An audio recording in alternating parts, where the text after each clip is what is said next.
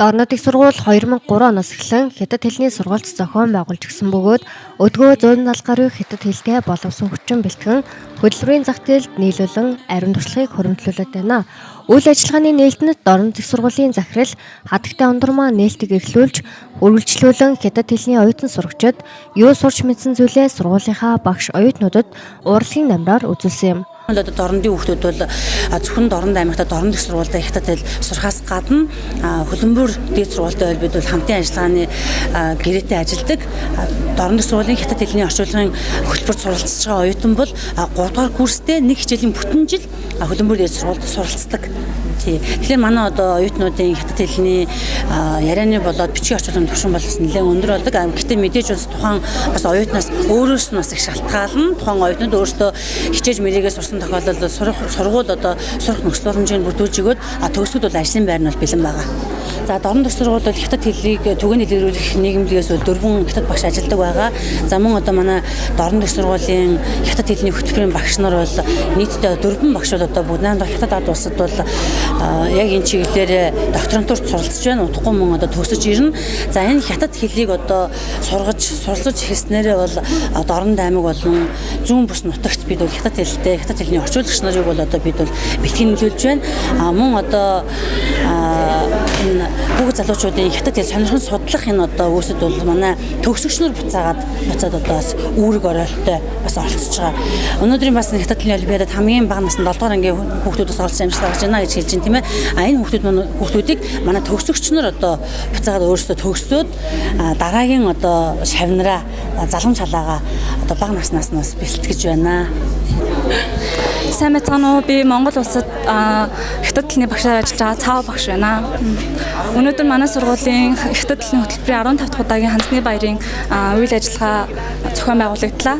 Тэгээд манай оюутнууд та бүхэндээ одоо хятад улсын хэл соёлыг түгээхээр өөрсдийн бэлтгэсэн номеруудыг бэлтгэн үзүүллээ. 2018 оноос 2019 оны хичээлийн жилийн хандсны баярын хүрээнд хятад хэл соёлыг түгээн дэлгэрүүлэх, хятад хэл сурах сонирхлыг өрнүүлэх, хэлний авьяасыг сурагчдыг таниулах, урамшуулах зорилгоор 2019 оны 4-р сарын 30-ны өдөр зүүн бүсийн хэмжээнд Дорнод их сургуулийн захирлын нэрэмжит хятад хэлний 5-р олимпиадыг 4 насны ангиллаар хятад хэл судалж байгаа оюутнуудын дунд хандсны цэвэр бичгтэн хятадын цаасан хажилбар гэх мэт тэмцээнүүдийг зохион байгуулсан бөгөөд уралдааны эцэст шагнал хүртэгчдийг шагнан урамшууллаа. За өнөөдөр Дорнод их сургуулийн маань уламжилт хандсны баярын үйл ажиллагаа маш амжилттай бас өргөн цар хүрээг хамарсан байдлаар өрнөж байна. За миний хувьд бол 2010 оны төгсөгч инхтийн болорт цэцэгдэг хүн байна. Тэгээ миний хувьд бол 2010 онд Дорнод их сургуулаа хятад хэлний орчуулагч мэргэжлэр төгсөөд за өөрийн Норвежиагод орчуулганд очиж бас хамт төгссөн найзуудынхаа хамт үүсгэн байгуулсан. За өнөөдрийн хүртэл маш амжилттай зохион амжилттайгаар ажиллаж байна. Өнөөдөр бас үнэхээр энэ үйл ажиллагаанд ирсэндээ маш их баяртай байна. Дээд чатны олимпиадад бас амжилттай оролцож 2 дугаар байр эзэллээ.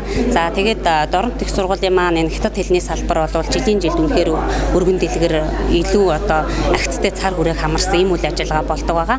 За энэ жилийн хувьд бол маш олон онцлог шинж чанаруудыг бас агуулсан харагдаж байна. За энэ олимпиад бол маш олон төрлөөр энэ жил зохион байгуулагдаж байна. За энэ олимпиадад бас манай Норвежийн сургуулийн төвийн маань 2 оролцогч маш амжилттай оролцож бага насны ангиллалд аз жаргалангийн эсүүг маань 1-р байранд орлоо. Мөхцэгийн намун байгал маань 3-р байранд орсон бас сайхан амжилтыг үзүүллээ. За тэгээд үнэхээр бас нийт сургуулийнхаа үе үеийн төгсөгчдүүд мөн үе үеийн удирдлагуудаа мөн сургуулийнхаа нийт одоо хятад хэлийг сонирхон суралцж байгаа бүх зорилго нэгт найзуудтай хандсны баярын мэндчилгээ төвшүүлье. Анхан шатны ангиллалд тэргүүн байранд ерөнхий боловсролын сургуулийн 8-р сургуулийн 7-гийн Г ангийн сурагч Аз жаргалын эсвүгэн, дэд байранд 12-р сургуулийн 10-р ангийн сурагч Батмөнхийн ингчин, 3-р байранд ерөнхий боловсролын сургуулийн 1-р сургуулийн 7-гийн ангийн сурагч Мөнхцэгийн намун байгал, дунд шатны ангиллалд тэргүүн байранд орчуулга хятад хэлний 2-р дамжааны оюутан Мегмар Сүрэнгийн Эрдэнэ булган, дэд байранд орчуулга хятад хэлний 2-р дамжааны оюутан Энх найрамдлын намун, 3-р байранд орчуулга хятад хэлний ангийн 2-р дамжааны оюутан Зориг Баатрын Ариун зул, агсан шатны ангиллалд тэргүүн байранд орчуулга хятад хэлний ангийн 4-р хөтөлбөрийн оюутан Айлтгүйгийн энх хоёр, Дэд байранд орчуулга хятад хэлний ангийн 4-р хөтөлбөрийн оюутан Зинемедрийн отхон жаргал, 3-р хайранд орчуулга хятад хэлний ангийн 4-р ангийн оюутан Эрдэнэбаатарын бэлгүүн заяа тус шалгарсан юм а. Дэд шатны ангилал тэргүүн байранд Дорнод их сургуулийн 2010 оны төгсөгч, орчуулагч Бат Чулууны Мандухай, Дэд байранд Дорнод их сургуулийн 2010 оны төгсөгч, Норвежа сургалтын төвийн багш, орчуулагч Жинхбатын Болорццэг, 3-р хайранд Дорнод их сургуулийн дэрдэх ахлах лицей сургуулийн 12-р ангийн сурагч Мөгтөгийн хэрлэн тус шалгаран шагналуудаа гард авлаа.